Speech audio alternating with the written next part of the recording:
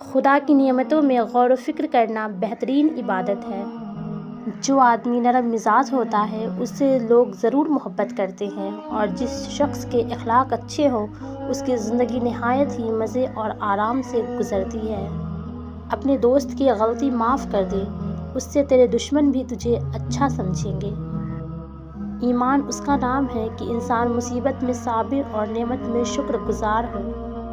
آپ محبت کا ہاتھ کسی جانور کے لیے بھی بڑھائیں تو وہ آپ کو کبھی مایوس نہیں کرے گا، لیکن انسان کسی کے دل سے کی ہوئی محبت کو بھی مٹی میں ملا دیتا ہے۔ جو انسان 3 چیزوں میں کسی تیسرے کو شریک نہیں کرتا وہ اللہ کے محبوب بندوں میں سے ہوتا ہے: عبادت، محبت، معافی، کیونکہ یہ سب پردے کی چیزیں ہیں۔ وقت کبھی لوٹ کر نہیں آتا۔ وقت سمندر میں گرا ہوا وہ موتی ہے جس کا دوبارہ ملنا ناممکن ہے۔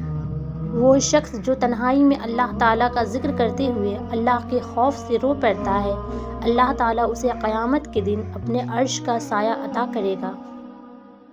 4 چیزیں سنبھال کر رکھو، کامیابی تمہاری مقدر ہوگی: نماز میں دل کو، تنہائی میں سوچ کو، محفل میں زبان کو، اور راستے میں نگاہ کو۔ کسی کے لیے حد سے زیادہ پریشان مت رہو، کیونکہ اگر وہ تمہارے حق میں بہتر ہوگا تو تمہیں ضرور ملے گا۔ اگر تمہارا عبادت میں دل نہیں لگ رہا تو جان لو کہ تمہارے منہ سے کوئی ایسی بات نکلی ہے جو نہیں نکلنی چاہیے تھی۔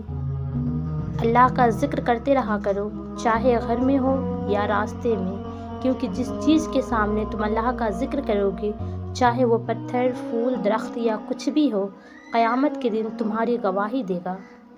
اس سوچ کے ساتھ زندگی میں آگے بڑھو کہ اللہ نے یقیناً بہترین ہی سوچا ہوگا۔ جب لوگ غصے میں ہوں تو ان کی بات غور سے سنا کرو، کیونکہ اصل حقیقت تب سامنے آتی ہے۔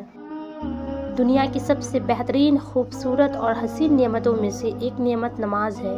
جو سکون اس میں ہے ویسا سکون اور کہیں نہیں۔ کسی کے لیے حد سے زیادہ پریشان مت رہو، کیونکہ اگر وہ تمہارے حق میں بہتر ہوگا تو تمہیں ضرور ملے گا۔ زندگی کسی کی بھی آسان نہیں ہوتی، مگر جیت صرف رب پر یقین رکھنے والوں کی ہوتی ہے۔ کن پر یقین رکھو، آسانی ضرور آئے گی۔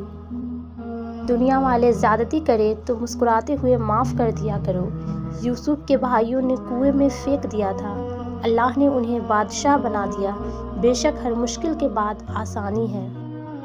اللہ آپ سے اس وقت تک کچھ واپس نہیں لیتا جب تک اس سے بہتر آپ کو عطا نہ کرے۔ کبھی کسی کو دکھ مت دو، کیونکہ معافی مانگ لینے پر بھی دل میں درد باقی رہتا ہے، جس طرح دیوار میں سے کیل نکالنے پر سوراخ باقی رہتا ہے۔